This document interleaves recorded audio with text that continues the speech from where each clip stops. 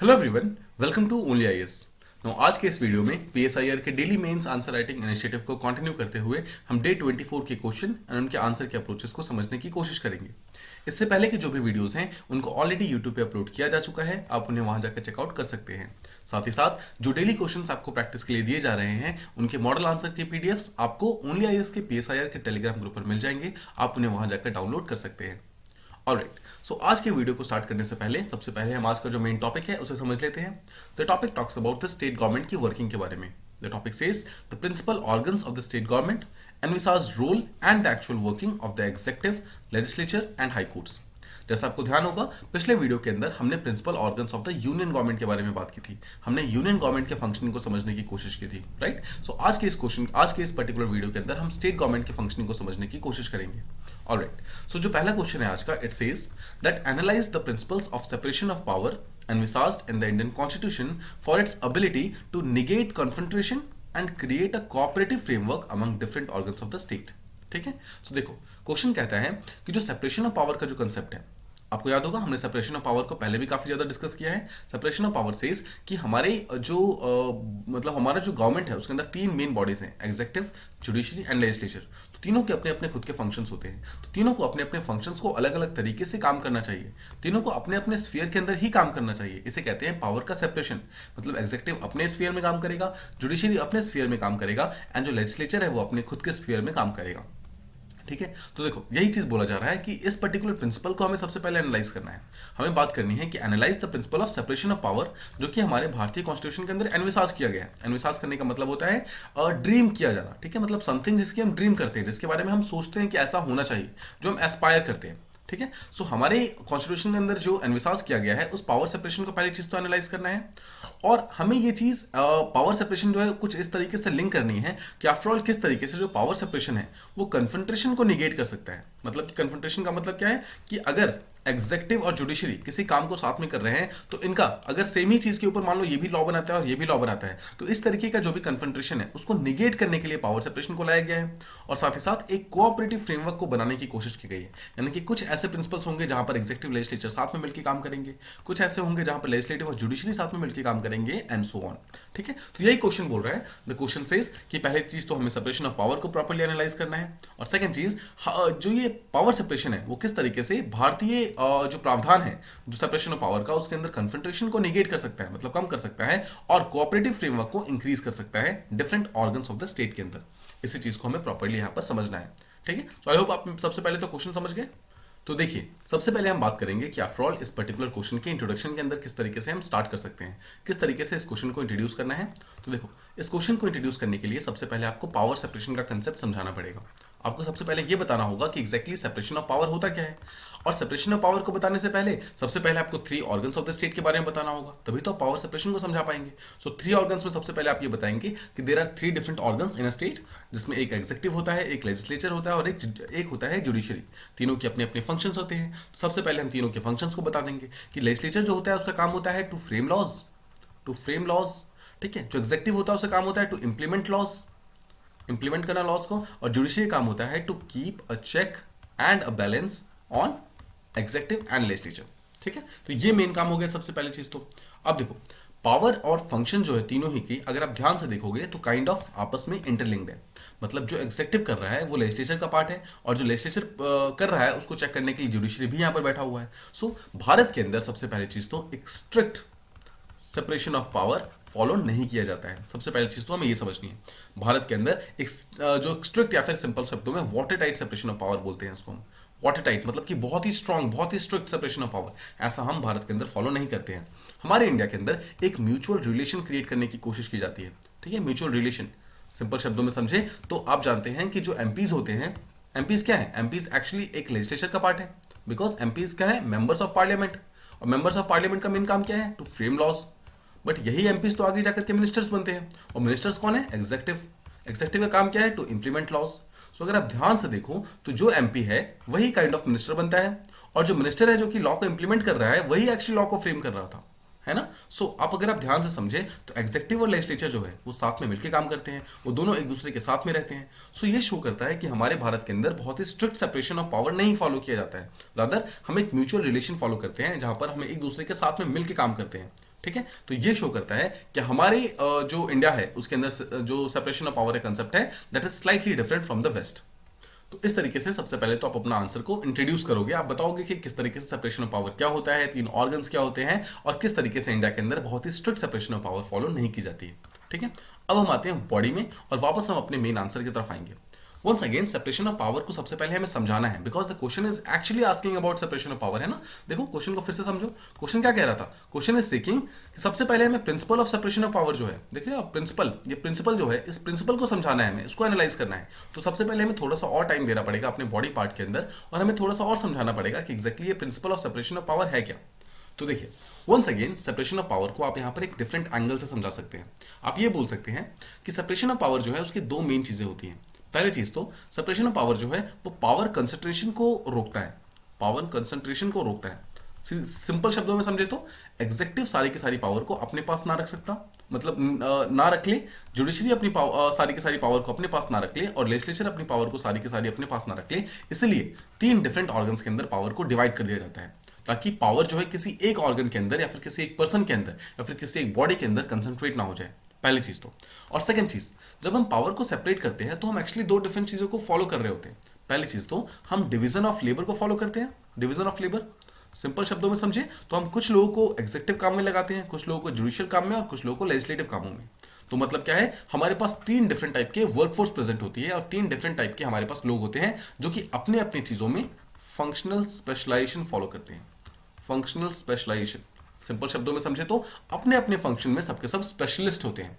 मतलब जो कि एग्जेक्टिव का पार्ट है वो एग्जेक्टिव के कामों में काफी ज्यादा स्पेशलिस्ट है, जो लेजिस्लेटिव के अंदर पार्ट होता है, जो मतलब पर्सन लेजिस्लेटिव का पार्ट है वो लेजिस्लेचर के कामों में काफी ज्यादा एक्सपर्ट है, एंड जो जुडिशरी का पार्ट है वो जुडिशरी के कामों में एक्सपर्ट है। इसे कहते हैं division of labour and functional specialisation. फिर से समझिए, देखो जो सेपरेशन ऑफ पावर है उसकी 2 मेन मकसद है, मेन 2 एम है। ठीक है, 2 मेन एम है। पहला एम है पावर कंसंट्रेशन नहीं होना चाहिए। मैं पावर को 3 डिफरेंट पार्ट्स में इसलिए डिवाइड कर रहे हैं हम लोग ताकि पावर किसी एक हाथों में पूरी तरीके से कंसंट्रेट ना हो जाए, किसी एक बॉडी में पूरी तरीके से कंसंट्रेट ना हो जाए। सेकंड चीज, जब हम पावर को कंसंट्रेट नहीं कर रहे हैं, मतलब जब हम पावर को डिवाइड कर रहे हैं, सेपरेट कर रहे हैं, तो हम दूसरा काम क्या कर रहे हैं, 2 वे। पहला काम देखो, दूसरे में हम पहला काम कर रहे हैं डिवीजन ऑफ लेबर कर रहे हैं, मतलब हम वर्कफोर्स को डिवाइड कर दे रहे हैं। हम ये नहीं बोल रहे हैं कि एक ही पर्सन को एग्जेक्टिव वाला काम भी करवा लो, उसी पर्सन से लेजिस्लेटिव वाला काम भी करवा लो और उसी पर्सन से ये जुडिशरी वाला काम भी करवा लो। हम ऐसा नहीं कह रहे हैं, रादर हम लेबर को डिवाइड कर दे रहे हैं। जो लोग एग्जेक्टिव के अंदर है वो लोग एग्जेक्टिव कहलाएंगे, जो लोग लेजिस्लेचर के अंदर है वो लोग लेजिस्लेटिव वाले काम करेंगे, एंड सिमिलरली जो लोग जुडिशरी के अंदर है वो लोग वो वाले काम करेंगे। और अगर पावर देखो जैसे ही लेबर डिवाइड हो जाएगा ना, वैसे क्या होगा, फंक्शनल स्पेशलाइजेशन आएगा। जैसे कि जो लोग एग्जेक्टिव में काम कर रहे थे उनका इस चीज में स्पेशलिस्ट हो जाएगा, मतलब वो लोग इस चीज में स्पेशलिस्ट हो जाएंगे। सिमिलरली जो लोग लेजिस्लेटिव में काम कर रहे हैं उनका स्पेशलाइजेशन इसके फंक्शंस में हो जाएगा, और सिमिलरली जो लोग जुडिशरी के अंदर काम कर रहे हैं उनका स्पेशलाइजेशन उस पर्टिकुलर कामों में, मतलब कामों में हो जाएगा। आई होप आप ये चीज समझ गए। ये एक्चुअली हमारा मेन एम है कि आफ्टर ऑल हम सेपरेशन ऑफ पावर को फॉलो क्यों करते हैं, what is the main reason behind following this separation of power वाला कंसेप्ट। अब देखो जो हमारी इंडियन कॉन्स्टिट्यूशन है उसके अंदर सेपरेशन ऑफ पावर का कंसेप्ट डायरेक्टली लिखा हुआ नहीं है, कहीं पर भी डायरेक्टली मेंशन नहीं है कि तीनों की पावर्स अलग अलग होंगी। बट कुछ ऐसे आर्टिकल्स हैं, कुछ ऐसे पार्ट्स हैं जो एक्चुअली शो करते हैं कि हमारा कॉन्स्टिट्यूशन जो है वो सेपरेशन ऑफ पावर को फॉलो करना चाहता था। जैसे कि फॉर एग्जांपल आप आर्टिकल 50 को देखो, आर्टिकल 50 जो है वो क्या बोलते हैं, आर्टिकल 50 बोलता है कि जो स्टेट है यानी कि जो गवर्नमेंट है, it will work to separate the judiciary from executive. तो ये बोलता है कि जुडिशरी को एग्जेक्टिव से दूर रखो, जुडिशरी का फंक्शंस को एग्जेक्टिव के फंक्शन से दूर रखो। सिमिलरली अगर आप आर्टिकल 121 देखोगे, आर्टिकल 211 देखोगे, वो भी यही बात करता है। वो ये बोलता है कि अगर कोई भी जज है, मान लो जैसे आर्टिकल 121 बोलता है कि सुप्रीम कोर्ट का कोई भी जज, और आर्टिकल 211 बोलता है कि हाई कोर्ट का कोई भी जज, ये लोग कोई भी काम करते हैं, इनको आप पार्लियामेंट के अंदर या फिर स्टेट लेजिस्लेटिव असेंबली के अंदर डिस्कस नहीं कर सकते। वंस अगेन क्या हम ये समझ सकते हैं कि सुप्रीम कोर्ट और हाई कोर्ट यानी कि जुडिशरी की जो पावर्स हैं उसको डिफरेंशिएट किया गया है पार्लियामेंट या फिर स्टेट लेजिस्लेटिव असेंबली यानी कि लेजिस्लेटिव की पावर से, मतलब जुडिशरी और लेजिस्लेटिव के बीच में एक फाइन लाइन ड्रॉ की गई है। मतलब बोला गया है, देखो आर्टिकल 50 बोल रहा है कि जुडिशरी और एग्जीक्यूटिव को दूर रखो, और आर्टिकल 120 और 211 ये बोल रहा है कि सुप्रीम कोर्ट और हाई कोर्ट के जो जजेस हैं उनकी बातचीत पार्लियामेंट और स्टेट लेजिस्लेटिव असेंबली के अंदर नहीं होगी, उनके कंडक्ट को कभी भी डिस्कस नहीं किया जाएगा। तो ये चीज क्या शो करता है, ये चीज शो कर रहा है कि ऑल्दो हमारे कॉन्स्टिट्यूशन के अंदर सेपरेशन ऑफ पावर डायरेक्टली नहीं लिखा हुआ था, बट स्टिल कुछ जगहों पर ये चीज इंप्लाई किया जा रहा है इम्प्लिसिटली, मतलब कुछ जगहों पर लिखकर बताया जा रहा है। ठीक है, ये चीज देखो, ये चीज ऑल्दो हम फॉलो तो कर रहे हैं बट स्टिल आपको यही चीज ध्यान रखनी है कि भारत के अंदर कोई वाटर टाइट सेपरेशन नहीं है। थोड़ा मोड़ा सेपरेशन ऑफ पावर है, ये चीज सही है, बट वाटर टाइट सेपरेशन नहीं है, मतलब बहुत ही स्ट्रिक्ट सेपरेशन ऑफ पावर नहीं है। ठीक है, ऐसा नहीं है कि पावर सेपरेशन इतना स्ट्रिक्ट हो कि एग्जीक्यूटिव के कामों में जुडिशरी नहीं आ सकता, जुडिशरी कामों में लेजिस्लेटिव नहीं आ सकता, ऐसा बिल्कुल भी नहीं है। ठीक है, बहुत सारे ऐसे प्लेसेस हुए हैं ऑब्वियसली जहां पर एग्जीक्यूटिव और जुडिशरी साथ में मिलकर काम करते हैं। अब देखो, अगर साथ में मिलकर काम करेंगे तो ऑब्वियसली बहुत सारी चीजें अच्छी भी होंगी, गुड भी होंगी, बट बहुत सारी चीजें बैड भी होंगी। तो देखो, सबसे पहले हम बैड का समझते हैं। बैड का मतलब क्या है कि जब दो डिफरेंट ऑर्गन्स साथ में मिलकर कुछ करने की कोशिश कर रहे हैं और वहां पे अगर प्रॉब्लम हो जाए तो वहां पे कन्फ्रंट्रेशन होंगी, राइट, कन्फ्रंट्रेशन होंगी। तो देखो, कन्फ्रंट्रेशन को अगर आप समझो तो बहुत सारे ऐसे एग्जांपल हुए हैं जहां पर लेजिस्लेटिव, एग्जीक्यूटिव और जुडिशरी, इनमें से किसी भी दो डिफरेंट बॉडीज के बीच में आपस में कन्फ्रंट्रेशन हुए हैं। फॉर एग्जाम्पल, अगर हम एग्जाम्पल ले कि फंडामेंटल राइट की अमेंडेबिलिटी, क्या फंडामेंटल राइट अमेंड हो सकता है या फिर नहीं हो सकता। तो अगर आप देखोगे तो स्टार्टिंग से एग्जीक्यूटिव क्या, सबसे पहले तो लेजिस्लेटिव क्या बोलते आ रहा है, लेजिस्लेटिव बोल रहा है कि yes, fundamental right can be amended, पहली चीज तो, और आर्टिकल 368 के थ्रू पार्लियामेंट एक्चुअली इसको अमेंड कर सकता है। बट क्या आपको याद है कि जुडिशरी क्या बोलता है इसके बारे में? जुडिशरी ने जो गोलकनाथ केस दिया था उसके अंदर क्या बोलता है कि पार्लियामेंट के पास फंडामेंटल राइट को अमेंड करने की कोई पावर्स नहीं है। साथ ही साथ केशवानंद भारती केस भी जो आया उसके अंदर भी यही बोला गया ना, केशवानंद भारती केस के अंदर भी यही बोला कि ठीक है, पार्लियामेंट अमेंड तो कर सकता है बट बेसिक स्ट्रक्चर को अमेंड नहीं कर सकता। तो वंस अगेन, फंडामेंटल राइट्स के बहुत सारे ऐसे इंपॉर्टेंट चीजें जो कि बेसिक स्ट्रक्चर का पार्ट है उसको पार्लियामेंट अमेंड नहीं कर सकता। तो यहाँ पर देखिए, पहला कन्फ्रंट्रेशन तो यही पर आ गया कि फंडामेंटल राइट्स में लेजिस्लेटिव बोल रहा है कि हम इसे अमेंड कर सकते हैं, बट जुडिशरी बोल रहा है कि आप इसे अमेंड नहीं कर सकते हैं, राइट। सेकंड चीज, अगर आप एग्जांपल लो तो जज के अपॉइंटमेंट के बारे में हम बात करते हैं। देखो, जज का अगर आप अपॉइंटमेंट का केस देखोगे, जज का अपॉइंटमेंट, तो सबसे पहले चीज तो जुडिशरी क्या बोल रहा है, जुडिशरी बोल रहा है कि इस चीज को हम करेंगे, ठीक है, हम करेंगे। एग्जीक्यूटिव क्या बोल रहा है, इसको हम करेंगे। देखो, एग्जीक्यूटिव ने इस चीज को करने के लिए एनजेसी नाम का एक कंसेप्ट लेकर आया जो कि 99th कॉन्स्टिट्यूशनल अमेंडमेंट एक्ट के थ्रू लाया गया। जुडिशरी ने अपने आप को प्रोटेक्ट करने के लिए इस पर्टिकुलर लॉ को वायलेट नहीं करने दिया, इस पर्टिकुलर लॉ को नल एंड वॉइड डिक्लेयर कर दिया। तो ये चीज वंस अगेन यहाँ पर प्रॉब्लम क्रिएट करती है, राइट। इसने भी काइंड ऑफ देखो कन्फ्रंट्रेशन क्रिएट किया। थर्ड एग्जांपल अगर आपको लेना हो तो आप जुडिशियल एक्टिविज्म का एग्जांपल लो। जुडिशियल रिव्यू के आगे जो अपने, आई होप आपको याद होगा, कल के क्वेश्चन के अंदर हमने बात की थी जुडिशियल रिव्यू और जुडिशियल एक्टिविज्म के अंदर क्या डिफरेंस है। अगर जुडिशियल रिव्यू एक लिमिट को ब्रीच कर जाए और इंटरफेयर करना स्टार्ट कर दे एग्जीक्यूटिव या फिर लेजिस्लेटिव के फंक्शंस में, तो उसे कहते हैं जुडिशियल एक्टिविज्म, ठीक है। तो अगर आप जुडिशियल एक्टिविज्म की बात करेंगे तो वंस अगेन ये काइंड ऑफ ए कन्फ्रंट्रेशन का फील्ड है, जहां पर जुडिशरी बोलता है कि ये मेरा पावर है, मैं प्रॉब्लम्स को सॉल्व करने की कोशिश कर रहा हूं, बट एग्जीक्यूटिव या लेजिस्लेचर जो है वो ये बोलता है कि तुम हमारे काम में इंटरफेयर कर रहे हो, राइट। वंस अगेन यहाँ पर जो सेपरेशन ऑफ पावर है उसके बीच में कन्फ्रंट्रेशन आ रहा है, राइट। बहुत सारे ऐसे एग्जांपल्स हुए जहां पर ये बोला गया है कि जहां पर जुडिशरी जो है अपने कामों करने के लिए जुडिशियल रिव्यू से आगे निकल के एक्टिविज्म की तरफ निकल गया, राइट। बट जो एग्जीक्यूटिव है वो ये बोलता है कि ये चीज सही, बिल्कुल सही नहीं है, बिकॉज काइंड ऑफ जुडिशरी हमारे पावर्स को इंक्रोच करने की कोशिश कर रहा है, राइट। तो इस तरीके से आई होप आप समझ पा रहे हैं कि जो पावर का सेपरेशन है वो पहली चीज तो हमारे यहाँ पर मतलब वाटर टाइट नहीं है, सेपरेट नहीं है। मतलब देख रहे हो आप, जो काम जुडिशरी का था वही काम एग्जीक्यूटिव कर रहा है ना, जो काम जुडिशरी का था वही काम एग्जीक्यूटिव या फिर लेजिस्लेटिव कर रहे हैं। तो point is water tight separation तो हमारे यहाँ पर नहीं है, बट इसके कारण कन्फ्रंट्रेशन बहुत सारे हुए हैं और इसी कन्फ्रंट्रेशन को अभी हम एक्चुअली डिस्कस कर रहे थे। सो आई होप आपके कन्फ्रंट्रेशन आपको प्रॉपर्ली समझ आ गए। तो बेसिकली जो भी चीजें अभी हमने डिस्कस की वो ये शो करता है कि वाटर टाइट सेपरेशन के बीच में एक और फंडा आता है कि उसके कारण जो डिफरेंट ऑर्गन्स है उसके बीच में कन्फ्रंट्रेशन होते हैं। तो क्या हम ये कह सकते हैं कि एवरी सिंगल टाइम जो भी चीजें होंगी यहाँ पे, जो भी प्रॉब्लम्स होंगी, उसके कारण सिर्फ डिफरेंट ऑर्गन्स के बीच में कन्फ्रंट्रेशन ही होगा? नो, ऐसा नहीं। बहुत सारे जगहों पर दोनों के बीच में कॉपरेशन भी होता है, जो different organs of the state है वो साथ में मिलकर भी काम करते हैं। फॉर एग्जाम्पल, अगर आप आर्टिकल 42 की बात करेंगे, 142 के बारे में बात करेंगे, तो आर्टिकल 142 क्या कहता है? आर्टिकल 142 सीधा कहता है कि एग्जीक्यूटिव या फिर लेजिस्लेचर अगर किसी एक पर्टिकुलर चीज के ऊपर लॉ नहीं बना पा रहा है और वो लॉ की इंपॉर्टेंस अभी बहुत ज्यादा है, तो judiciary for the time being उसके ऊपर लॉ बना सकती है और लेटर ऑन लेजिस्लेचर जब भी सेशन के अंदर आएगा तो वो लेटर ऑन आकर उस पर्टिकुलर लॉ को या तो अपहोल्ड कर सकता है या फिर उसके ऊपर एक नया लॉ बना सकता है। सिंपल शब्दों में, यानी कि किसी भी एक चीज के ऊपर अगर जरूरत हो, जहां पर लॉ की जरूरत है, अगर लेजिस्लेटिव या फिर एग्जीक्यूटिव उसके ऊपर लॉ नहीं बना पा रहे हैं तो जुडिशरी वहां पर लॉ बना सकता है। तो क्या आप ये समझ सकते हैं कि सिटीजन के वेलफेयर के लिए यहाँ पर तीनों ही ऑर्गन साथ में मिलकर एक्चुअली लॉ बनाने को तैयार है, लॉ बनाने को एक्चुअली काम कर रहे हैं। सिमिलरली अगर आप अंडर आर्टिकल 143 देखेंगे, अब 143 भी सिमिलरली इसी चीज के बारे में बात करता है। वो क्या बात करता है कि एग्जीक्यूटिव और जुडिशरी जो है वो साथ में मिलकर कोऑपरेट करेंगे, राइट। किसी भी पर्टिकुलर चीज के लिए कोऑपरेशन करेंगे, दोनों साथ में मिलकर अलग अलग डिसीजंस लेंगे। तो ये भी तो काइंड ऑफ कोऑपरेशन के बारे में बात कर रहा है, राइट। सिमिलरली अगर आपने एक कंसेप्ट सुना होगा, there is something called as judicial restraint. Judicial restraint, देखो ये क्या होता है? जुडिशियल रिस्ट्रेंट का सीधा सा मतलब ये है जहां पर कोर्ट ने खुद बोला कि ये स्फीयर जो है वो मेरा नहीं है, वो ये काम एग्जेक्टिव क्या है उनको करने दो। मतलब कि कोर्ट के पास एक मौका था कि वो एग्जेक्टिव के कामों में जाकर के इंटरफेयर कर सकता था, वहां पर जाकर अपना लॉ बना सकता था, लेकिन जुडिशरी ने अपने आप को रिस्ट्रेन किया, अपने आप को रोक लिया। मैं आपको एग्जांपल देता हूं, आपको एग्जांपल बेटर समझ आएगा। एग्जांपल देखो, एसआर बोमाई केस, ठीक है, एसआर बोमाई केस जो कि 1994 के अंदर आया था, बोमाई केस, वो ये बोलता है कि कुछ ऐसे काम होते हैं, कुछ ऐसे सिचुएशंस होते हैं जहां पर एग्जेक्टिव को ही काम करना चाहिए, जहां पर लेजिस्लेटिव को ही लॉ बनाना चाहिए, यहां पर जुडिशरी का कोई रोल नहीं है। तो जुडिशरी ने एक्चुअली अपने आप को यहां से ऑप्ट आउट कर लिया।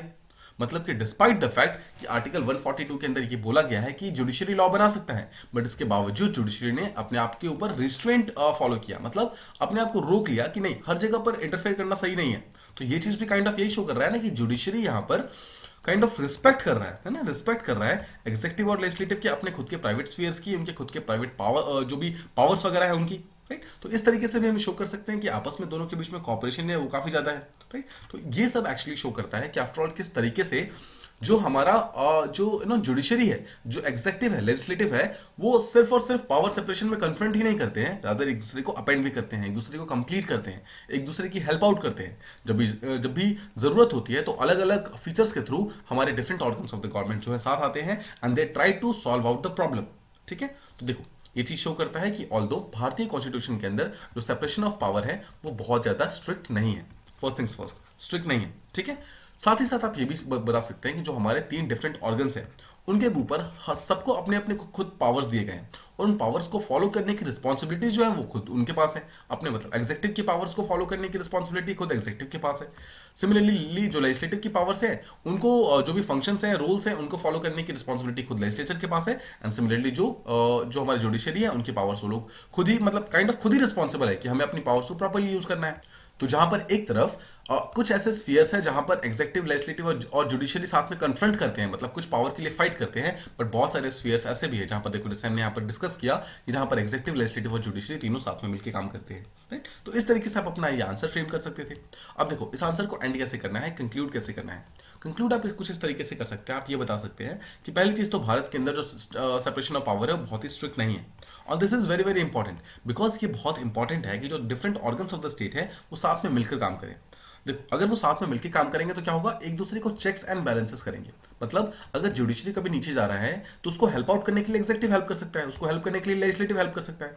बट द पॉइंट इज, अगर तीनों आपस में लगातार कन्फ्रंट करते रहेंगे तो क्या होगा, इंडिया जो एक सिंगल नेशन की तरफ, एक सिंगल एडमिनिस्ट्रेटिव यूनिट की तरह काम करना चाहता है, काइंड ऑफ 3 डिफरेंट बॉडीज के अंदर डिवाइड हो जाएगी, और वो चीज हम नहीं चाहते बिल्कुल भी, राइट। हम चाहते हैं कि हमारी सोसाइटी एक सिंगल एडमिनिस्ट्रेटिव लॉ के थ्रू चले और एक सिंगल एडमिनिस्ट्रेटिव लॉ के थ्रू गवर्न हो, और उसके लिए एक बहुत ही इंपॉर्टेंट है कि हमारे यहाँ पर जो सेपरेशन ऑफ पावर है वो कोई स्ट्रिक्ट सेंस में तो पहले चीज तो जरूरत ही नहीं है और नहीं है।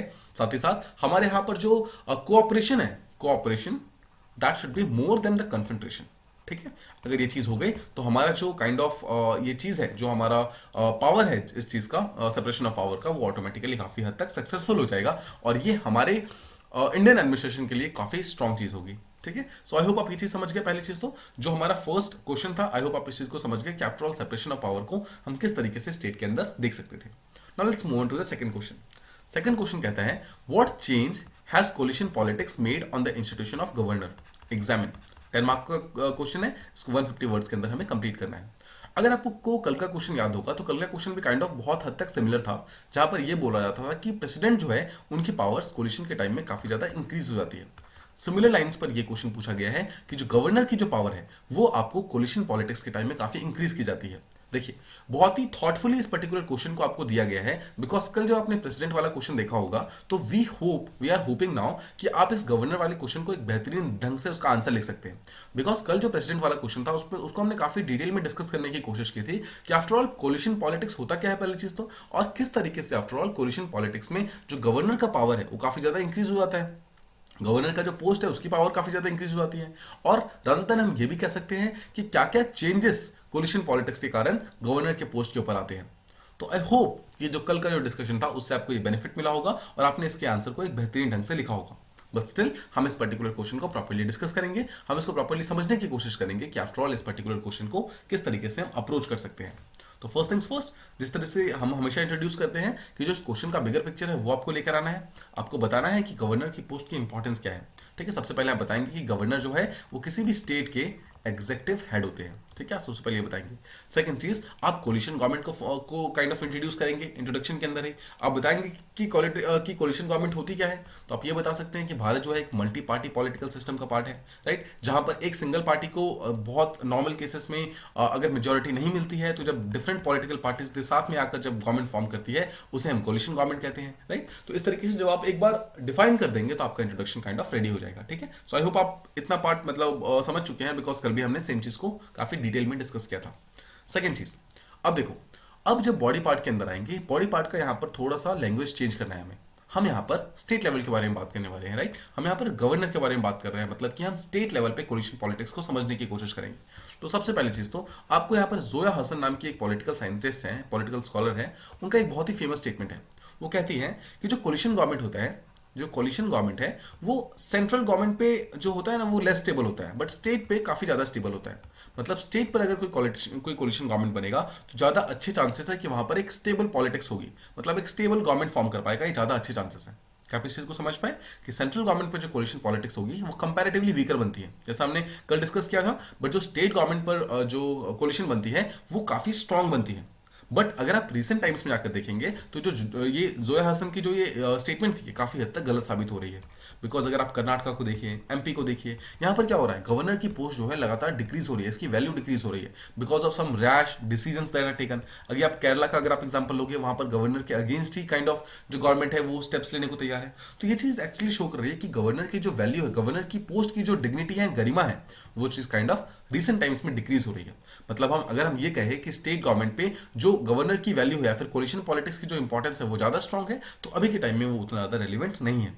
बिकॉज बहुत हद तक बहुत सारे केसेस में, बहुत सारे ऐसे स्टेट्स में ऐसा देखा गया है कि जो गवर्नमेंट है, स्टेट गवर्नमेंट्स है, वो काइंड ऑफ इल्जाम लगा रही है, वो काइंड ऑफ पॉइंट आउट कर रही है गवर्नर के ऊपर कि गवर्नर जो है वो कॉन्स्टिट्यूशनल प्रोविजंस के ऊपर काम नहीं कर रहे हैं, रदर वो सेंटर की एजेंट की तरह काम कर रहे हैं। मतलब कि स्टेट की सारी इंफॉर्मेशन सेंटर तक पहुंचाना और एक type of harsh decision state के डिफरेंट बिल्स के ऊपर, डिफरेंट एक्ट्स के ऊपर लेना, इस तरीके के काम जो है वो गवर्नर्स राइट नाउ कर रहे हैं। उसके कारण जो गवर्नर का पोस्ट है उसकी वैल्यू जो है लगातार चेंज हो रही है, इसकी वैल्यू जो है लगातार डिक्रीज हो रही है। साथ ही साथ अगर आपको गवर्नर के पोस्ट की इंपॉर्टेंस देखनी है, स्पेशली कोलिशन गवर्नमेंट में, तो एक चीज तो सबसे पहले आपको बताना है वो क्या है कि जब भी हंग असेंबली फॉर्म होगा, सबसे पहले हंग असेंबली क्या होता है।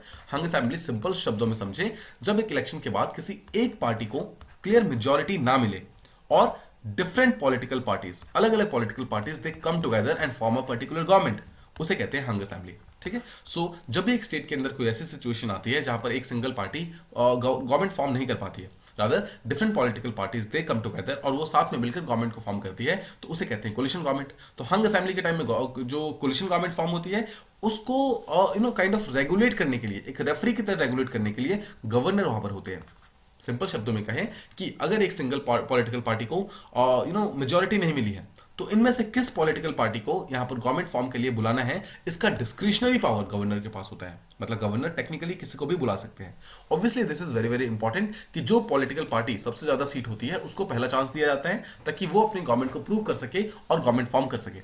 बट एक्चुअली ये गवर्नर की डिस्क्रिप्शन होती है कि वो किसी को भी बुला सकते हैं। तो ठीक है, सो आई होप आप समझ पा रहे हैं कि हम इसको क्वेश्चन के साथ रिलेट करने की कोशिश कर रहे हैं कि जब भी कोलिशन गवर्नमेंट फॉर्म होगा तो गवर्नमेंट जो गवर्नर है उसकी पोजीशन किस तरीके से चेंज होती है, उसकी पावर जो है किस तरीके से चेंज होती है।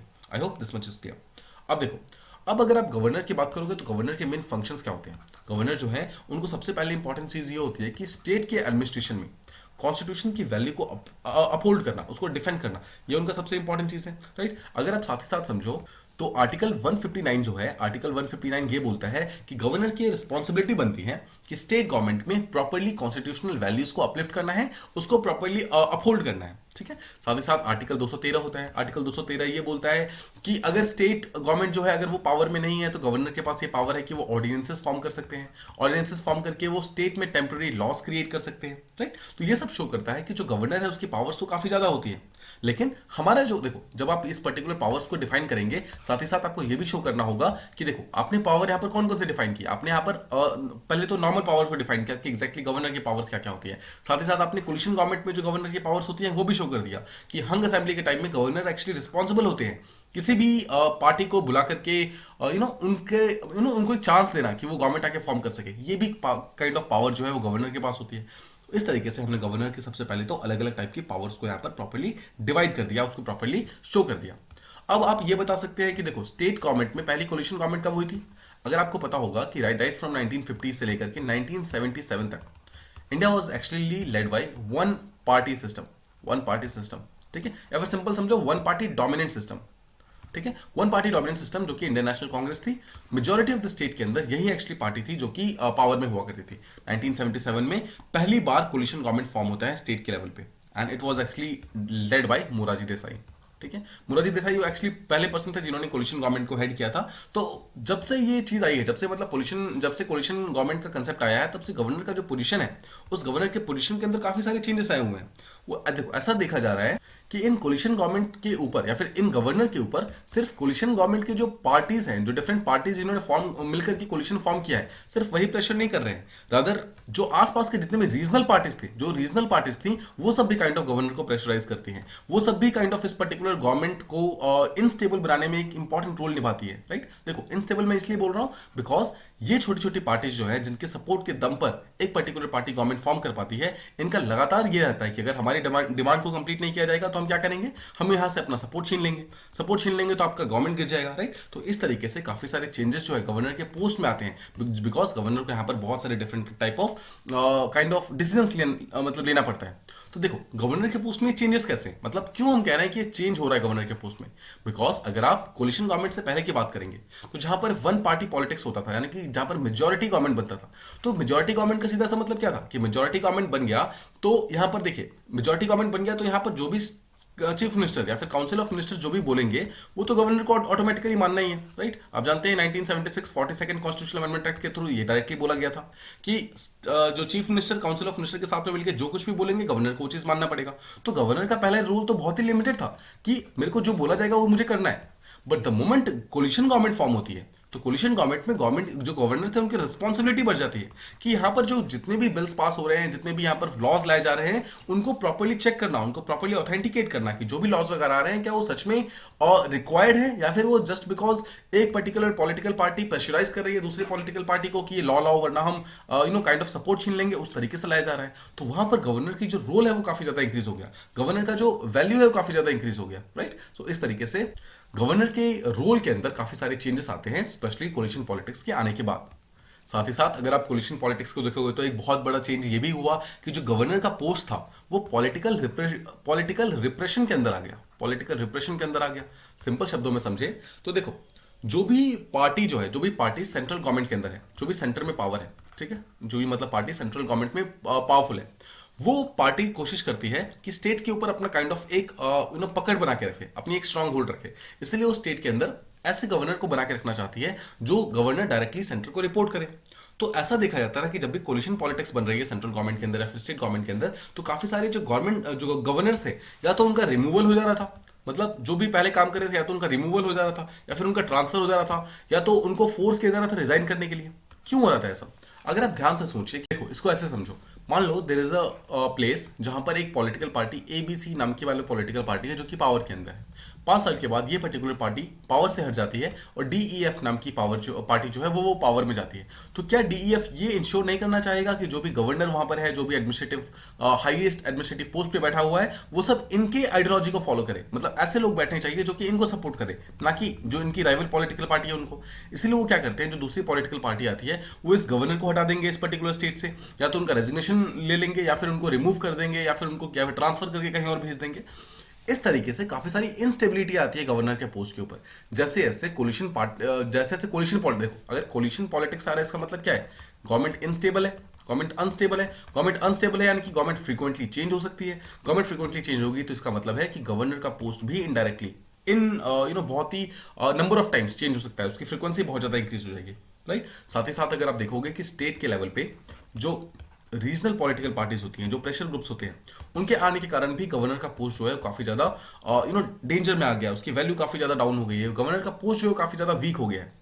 राइट, तो ये सब एक्चुअली शो कर रहा है कि गवर्नर की जो पोस्ट है वो काफी ज्यादा चेंज हो गया है, स्पेशली कोलिशन पॉलिटिक्स के आने के बाद। राइट, तो इस तरीके से देखो आपको अलग अलग आर्ग्यूमेंट्स देने हैं, अलग अलग आर्ग्यूमेंट्स देकर आप इस चीज को एक्चुअली प्रूव कर सकते हैं कि आफ्टर ऑल किस तरीके से गवर्नर का पोस्ट जो है वो काफी ज्यादा इंपॉर्टेंट पोस्ट है, और स्पेशली कोलिशन गवर्नमेंट के आने के बाद इसके अंदर काफी सारे चेंजेस किस तरीके से आए हैं।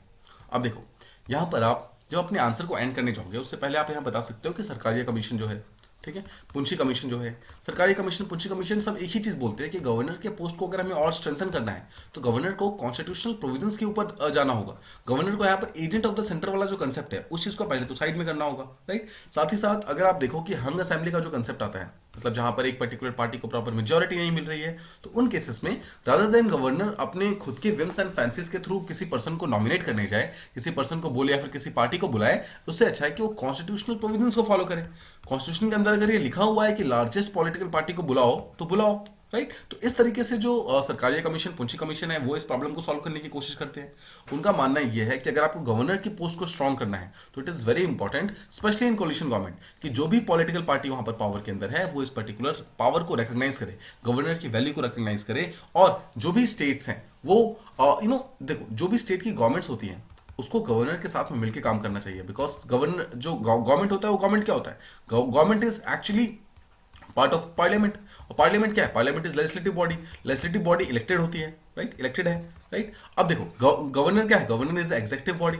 सो हमारे, अगर आपको याद होगा तो हमारे कॉन्स्टिट्यूशन का एक इंपॉर्टेंट प्रोविजन यही है कि सेपरेशन ऑफ पावर में लेजिस्लेटिव प्लस एग्जीक्यूटिव साथ में मिलकर काम करते हैं। तो ये लेजिस्लेटिव ही तो है और ये एग्जीक्यूटिव ही तो है, तो लेजिस्लेटिव और एग्जीक्यूटिव को यहाँ पर साथ में मिलकर काम करना चाहिए, राइट। तो इस तरीके से आप अपने आंसर का एंड कर सकते हैं।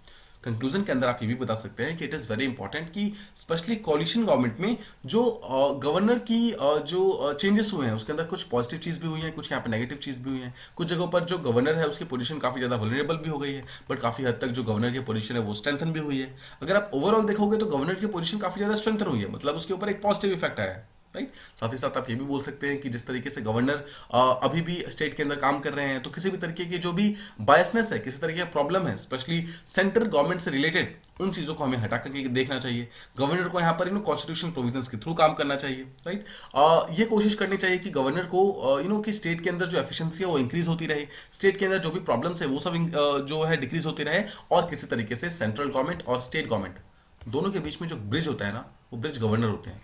इस ब्रिज को मेंटेन रखना ये बहुत इंपॉर्टेंट है, बिकॉज ये ब्रिज जो है वो एक्चुअली हमारे कॉन्स्टिट्यूशन के one of the basic structures में से एक है कि हमारे सेंट्रल और स्टेट गवर्नमेंट को साथ में रखने के लिए, एमलगेमेटेड रखने के लिए, एक सिंगल फ्लो में काम करने के लिए इट इज वेरी इंपॉर्टेंट कि institution of the governor specially in the coalition system of government एक स्ट्रेंथन इंस्टीट्यूशन की तरह काम करे, ठीक है। सो इस तरीके से आप अपने आंसर को एंड कर सकते हैं। आई होप आपको ये चीज प्रॉपर्ली समझ आ गई। जो भी दो क्वेश्चन हमने आज डिस्कस किए, the first question was regarding separation of power and the second question was regarding the governor का जो पोजीशन है स्पेशली इन कोलिशन गवर्नमेंट, इन दोनों चीजों को हमने डिस्कस किया। आई होप आपको ये दोनों चीजें प्रॉपर्ली क्लियर है, राइट। इसके अलावा जो गवर्नर का क्वेश्चन था उसको काइंड ऑफ आप रिलेट कर सकते हैं, कल जो हमने प्रेसिडेंशियल क्वेश्चन देखा था उसके साथ भी आप रिलेट कर सकते हैं कि किस तरीके से प्रेसिडेंट की जो वैल्यू है वो काफी ज्यादा इंक्रीज हो जाती है स्पेशली कोलिशन गवर्नमेंट के साथ, राइट। तो इस तरीके से मैंने आपको दो डिफरेंट सेट ऑफ क्वेश्चंस देने की कोशिश की है एंड दो डिफरेंट सेट ऑफ आंसर्स देने की कोशिश की है। आप दोनों को मर्ज करके एक और काइंड ऑफ एक अच्छे आंसर को फ्रेम कर सकते हैं। Actually the trick to writing a good answer is to practise more. आप जितना ज्यादा आंसर राइटिंग को लिखेंगे, जितना ज्यादा आप आंसर राइटिंग की प्रैक्टिस करेंगे, उतने ही अच्छे आंसर्स आप विद टाइम प्रोड्यूस करते जाएंगे, उतने ही अच्छे आंसर्स एक्चुअली आपके होते जाएंगे, right. So never stop believing in yourself, पहली चीज तो, ठीक है। जस्ट कीप राइटिंग आंसर्स, जितनी ज्यादा हो सके उतनी ज्यादा आप आंसर्स लिखिए, जितनी मर्जी गलती हो, ठीक है। गलतियों से कभी भी डरना नहीं है, स्पेशली अगर आपका ये स्ट्रगलिंग का फेज है, स्टार्टिंग का फेज है, तो अभी के टाइम में आप जितनी भी गलतियां करेंगे वो एक्चुअली आपको हेल्प आउट करेगा आने वाले समय में, ठीक है। जब आप अपने मेंस का एग्जामिनेशन देंगे, जब आप अपने आगे की तैयारी कर रहे होंगे, तो उस टाइम आपको काफी ज्यादा हेल्प मिलेगी आज के स्ट्रगलिंग फेजेस से, ठीक है। सो अभी जितनी मर्जी प्रॉब्लम हो, जितनी मर्जी आपको गलतियां लगे, अगर आपको ऐसा भी लग रहा है कि आपका आंसर बिल्कुल सही नहीं हो रहा है, तो इट इज कंप्लीटली फाइन, ठीक है। हर एक आंसर को पहली बार में परफेक्ट नहीं करना होता है। इट इज वेरी इंपॉर्टेंट कि आप परफेक्शन के पीछे मत भागिए, जस्ट कीप राइटिंग आंसर, ठीक है। परफेक्शन के पीछे नहीं भागना है, हमेशा गुड के पीछे भागिए। आप बस अच्छा बनने की कोशिश करो। आज अगर आप एक पर्टिकुलर आंसर लिख रहे हो तो कोशिश करो कि कल का आंसर बस आज से बेहतर हो, ठीक है। परफेक्ट आज नहीं बनाना है हमें। जरूरी नहीं है कि अगर आप डे 1 से आंसर लिख रहे हो तो डे 20 तक होते होते वो परफेक्ट हो जाएगा। ये चीज बिल्कुल भी जरूरी नहीं है और ऐसा करना भी नहीं है, बिकॉज जिस दिन आपने परफेक्शन के पीछे भागा और जिस दिन आपको ये लगा कि आपका आंसर परफेक्ट हो गया है, उस दिन आपकी ग्रोथ कम हो जाएगी, उस दिन आपकी ग्रोथ स्टॉप हो जाएगी, आप कुछ नया सीखना बंद कर देंगे। ये जो ग्रोथ खत्म होने वाली जो बात है ना, वो एक्चुअली बिल्कुल भी सही नहीं है, बिकॉज आपको कोशिश ये करना है कि आपकी ग्रोथ हमेशा चलती रहे, ठीक है। Keep learning something new every single day, ठीक है। हर दिन कल से बेहतर बनने की कोशिश करो। अगर आज आपका आंसर है, जस्ट सपोज अगर आज आपको अपने आंसर के अंदर 3 नंबर मिल रहे हैं, तो कोशिश करो कल आपको 3.5 मिले, परसों आपको 4 नंबर मिले। इस तरीके से आपको अपने आप को अपलिफ्ट करना है। Never ever try to be perfect, ठीक है। द मोमेंट आपको परफेक्शन मिलेगा, तो आपकी द मोमेंट आपने ये समझा कि आपका आंसर परफेक्ट हो गया है, तो आपका ग्रोथ रुक जाएगा, ठीक है। तो ग्रोथ को रोकना नहीं है कभी भी, हमेशा कुछ ना कुछ नया सीखते रहना है। ट्राई करो ज्यादा से ज्यादा डायमेंशंस को ऐड करने की अपने आंसर के अंदर। हम जो भी चीजें यहाँ पर फॉलो करते हैं, मैं उसको एक सिंगल अप्रोच की तरफ आपको बताने की कोशिश करता हूँ। Try to follow that particular approach, ठीक है। इस अप्रोच को अगर आप फॉलो करोगे तो these approaches are actually time tested, ठीक है। विद टाइम बहुत सारे लोगों ने इस पर्टिकुलर अप्रोचेस को यूज किया है अपने अपने एग्जामिनेशन के अंदर, they have got good results. तो इस तरीके से अगर आप चीजों को करेंगे तो आपको भी इससे बेहतर रिजल्ट मिलेंगे।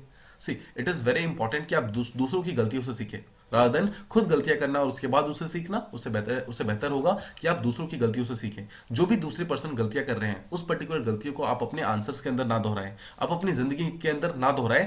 यही चीज एक्चुअली काफी ज्यादा इंपॉर्टेंट है। और इस मेंस आंसर राइटिंग इनिशिएटिव का सबसे इंपॉर्टेंट चीज यही है, सबसे इंपॉर्टेंट पहलू यही है कि हम एक्चुअली आपको यह समझाने की कोशिश कर रहे हैं कि क्या गलतियां नहीं करनी है, किस तरीके से अप्रोच करना है। देखो, इसमें सिर्फ आपको कंटेंट बताने की कोशिश नहीं की जा रही है, रादर मैं ये कोशिश कर रहा हूं कि अगर मैं आपको एक चीज समझाऊं तो आपको उसके मल्टीपल डायमेंशन समझाऊं।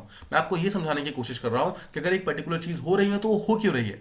I am not just giving the points. मैं आपको सिर्फ गवर्नर के इंस्टीट्यूशन के बारे में नहीं बता रहा हूं, rather I am trying to explain to you कि आफ्टर ऑल इस क्वेश्चन की डिमांड क्या थी और किस तरीके से मैंने उस डिमांड को कंप्लीट करने की कोशिश की है। आपको भी कोशिश करनी है कि जिस तरीके से हम इस आंसर को अप्रोच कर रहे हैं, उसी तरीके से आप भी अपने आंसर को अप्रोच करो। कोशिश करो कि अपने आंसर को बेहतरीन से बेहतरीन बनाओ। वंस अगेन, हर दिन उसको और बेहतर बनाने की कोशिश करो। आज अगर अच्छा है, कल और अच्छा बनेगा, परसों उससे भी बेटर बनेगा। इस तरीके से आपका answer day by day improve होता रहेगा, ठीक है। और this is actually the beauty of UPSC. UPSC never asks you to be perfect. UPSC बस ये कहता है कि डेली कंसिस्टेंट रहो, कुछ ना कुछ डेली करते रहो, कुछ नया चीजें डेली सीखते रहो, और अल्टीमेटली जिस दिन टाइम आएगा वो आपको आपका गोल ऑटोमेटिकली मिल जाएगा। So that's all from this particular video. I hope you enjoyed this video. I hope आपको कुछ नया सीखने को मिला हो. Thank you so much for listening to this particular video. See you in the next one.